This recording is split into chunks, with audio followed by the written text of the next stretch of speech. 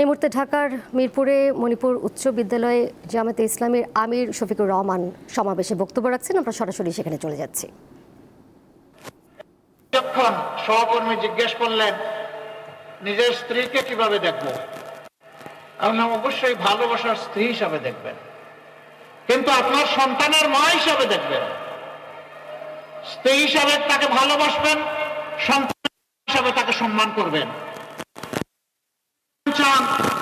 দুনিয়ার সমস্ত মানুষ আপনার মাকে সম্মান করুক, আপনার সন্তানরাও চায় দুনিয়ার সমস্ত মানুষ তাদের মাকে সম্মান করুক। যদি এই সম্মান ভালোবাসার পাকাতন্ত্র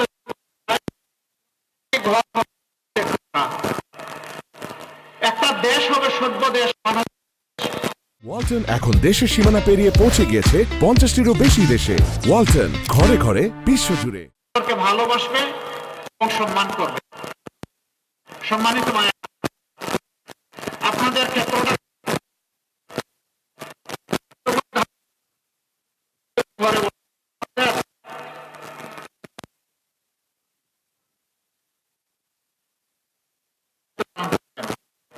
আমার ছোট ভাই জাহিদ অলরেডি বলে গিয়েছে, নবী সাল্লাল্লাহু আলাইহি সাল্লামের আপনারা খুবই ভাগ্যবান। রাসূল করিম সাল্লাল্লাহু আলাইহি ওয়াসাল্লাম জবলে নূরের হেরা গুহা থেকে ইকরা বিসমি রাব্বিকাল্লাযী খলাক কালামে হাকিমের 5টি আয়াত বুকে ধারণ করে সমতলে চলে এসেছিলেন। সর্বপ্রথম যে মানুষটা আল্লাহর দেওয়া এই ওহীর উপর আল্লাহকে আল্লাহ আর মুহাম্মদকে নবী হিসেবে ঈমান এনেছিলেন, তিনি কোনো পুরুষ নন, তিনি একজন মা, হযরতে খাদিজাতুল কুবরা রাদিয়াল্লাহু তাআলা আনহা। রাসূল আকরাম সাল্লাল্লাহু আলাইহি সাল্লামের কাছ থেকে দাওয়াত আপনারা প্রথম পেয়েছেন, ঈমান আপনারা প্রথম কবুল করেছেন। বড় কষ্ট দিয়েছে, সেই সময়টা শক্ত হয়ে পাশে যারা দাঁড়িয়েছিলেন তাদের মধ্যে মায়েরা ছিলেন। ইসলামের জন্য প্রথম যিনি জীবন দিয়েছেন, শহীদ হয়েছেন, তিনি আমাদের আম্মাজান হযরতে সুমাইয়া রাদিয়াল্লাহু তাআলা আনহা। এখানেও আপনারা এগিয়ে আছেন। উহুদের ময়দানে যে মা রাসূল করিম সাল্লাল্লাহু আলাইহি সাল্লামের চতুর্দিকে ঢালের মতো ঘুরে ঘুরে সমস্ত অস্ত্রের আঘাত নিজের দেহের উপর তুলে নিয়েছিলেন, যুদ্ধ শেষ হওয়ার পর যার শরীরের মধ্যে 60টা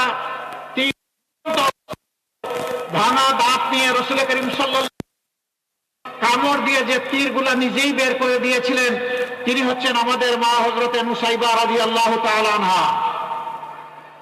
এখানে আল্লাহ রাসূলের কঠিন সময়ে আপনারা মুসলমান করে কাঁপছিল প্রতিপক্ষের যুদ্ধের আঘাতের ভয়াবহতার কারণে। একটু সময়ের জন্য মুসলমানরা পিছন দিকে ফিরতে চেয়েছিলেন। একজন মা চিৎকার দিয়ে বলেছিলেন, খবরদার, মুসলমানরা যুদ্ধের ময়দানে কাকে পিঠ দেখাবে না। বুক দিয়ে যুদ্ধ করতে করতে হয় শহীদ হবে, না হয় কুপকাত করে বিজয়ী হবে। আমি এগিয়ে যাব, তোমরা আসো। তিনি কে জানেন? রাসূল মকবুল সাল্লাল্লাহু আলাইহি সাল্লামকে আম্মাজান খাদিজাতুল কুবরা রাদিয়াল্লাহু তাআলা আনহাকে, যে মহিলাটি মক্কার জীবনে সবচেয়ে বেশি কষ্ট দিয়েছিলেন, বিরোধিতা করেছিলেন, আবু সুফিয়ানের স্ত্রী হিন্দা। তিনি ঈমান আনার পরে যুদ্ধের ময়দানে গেলেন, ডানা মেলে চিৎকার দিয়ে বললেন, কাউকে পিছনে যেতে দেওয়া হবে না, চলো সামনে চলো, আমিও চলবো তোমাদের সাথে। সমান তালে পুরুষদের সাথে উনি তলোয়ার চালিয়েছিলেন। সেই যুদ্ধে মুসলমানরা বিজয়ী হয়েছিল, আলহামদুলিল্লাহ।